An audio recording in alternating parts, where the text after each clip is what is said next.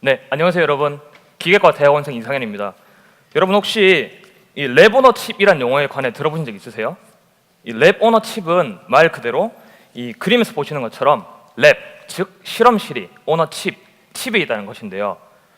이 칩에 실험실이 있다? 좀 감이 오시나요? 제가 한번 예를 좀 들어볼게요.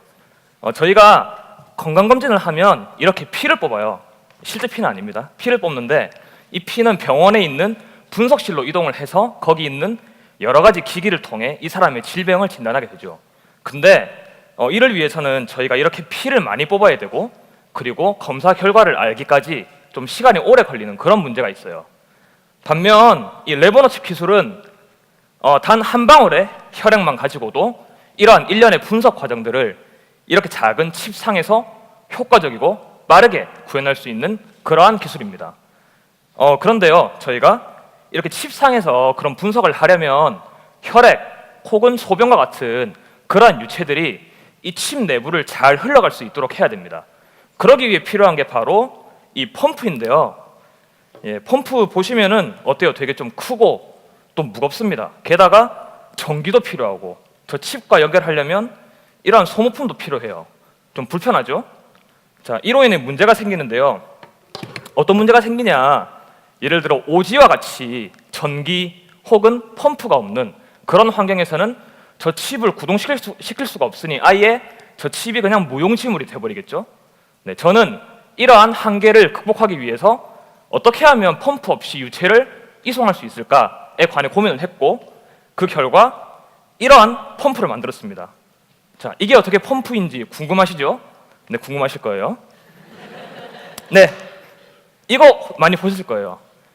휴대용 부항기인데요. 어르신들이 많이 사용하시는 건데 이렇게 피부에 갖다 대고 손으로 눌러서 공기를 빼주게 되면 진공에 의해 이렇게 피부를 잡아당기는 이런 원리입니다. 간단하죠? 네. 이런 진공 흡착기 또한 같은 원리를 쓰고 있어요. 네. 그러면 이 펌프의 원리는 뭘까요? 동일합니다. 네, 동일하게 진공을 사용해서 펌핑을 하는데요. 이런 식으로 이제 칩에 일자 형태의 채널이 있다고 생각을 해보시고 한쪽 끝에 유체를 놓고 반대편 끝에 펌프를 놓은 다음에 손으로 눌러서 진공을 만들어주게 되면 그 진공에 의해 유체가 한쪽으로 이송되는 그러한 원리입니다. 네, 자, 실제로 테스트를 해봤는데요. 뭐 잘 보이시나요? 이런 식으로 네, 빨간색 유체가 잘 흘러가는 것을 확인했습니다. 네, 저는 앞으로 이 기술이 좀 더 발전된다면 그 아프리카와 같은 그런 오지에서도 아픈 사람들을 효과적으로 진단할 수 있는 그런 레버너칩 기술에 큰 도움이 되지 않을까 기대합니다. 네, 감사합니다.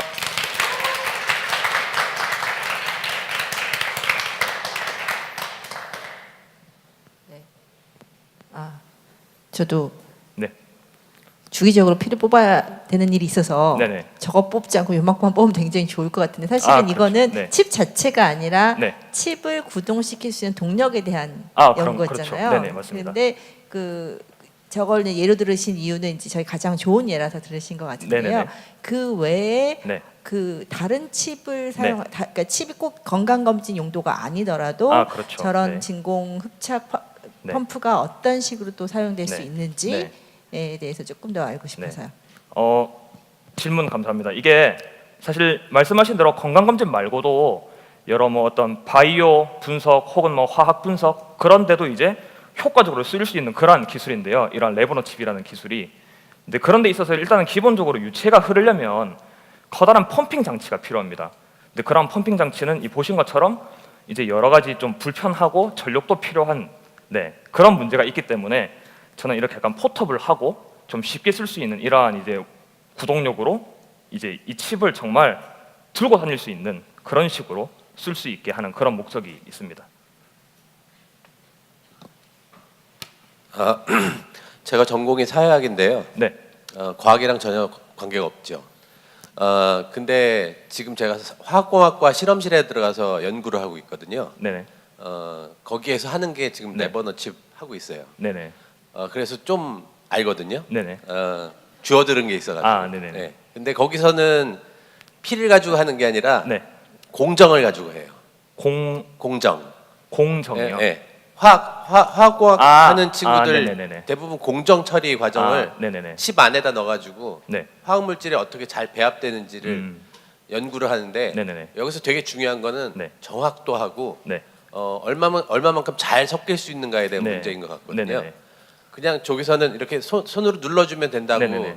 얘기를 했는데 굉장히 단순해 보이잖아요. 네네네. 어떻게 통제하세요? 정확도를? 되게 좋은 질문이신데요. 말씀하신 대로 그런 실험을 하려면 정말 이제 잘 컨트롤된 그런 유량이나 그런 이 유량 조건 그런 게 필요하거든요. 그래서 사실 그런 데 쓰기에는 아직은 한계점이 있고요. 지금 이제 타겟으로 하는 거는 이제 마치 임신 진단 키트처럼 그냥 단순히 유체가 한 방향으로만 흘러가면 되는 이제 그러한 쪽에 사용을 하려고 지금은 계획 중에 있습니다. 네, 잘 들었고요. 저도 사실은 기획과 실험실이다 보니까 저런 장비들 되게 많이 사용하거든요. 그래서 네네. 레보너 칩이라고 얘기를 하지만 칩은 요만한데 저거를 구동하기 위한 장비가 방 하나 가득 있어서 실제로 저도 회의감을 많이 느끼는 분야긴 한데 이게 네. 결국은 한 방향으로 빨아들이는 거기 때문에 그렇죠. 지금 어떤 건강 검진을 위해서 어떤 네. 시약을 넣거나 네. 반응을 봐야 될 때 네. 반복적으로 넣고 제거해야 되는 일들이 네.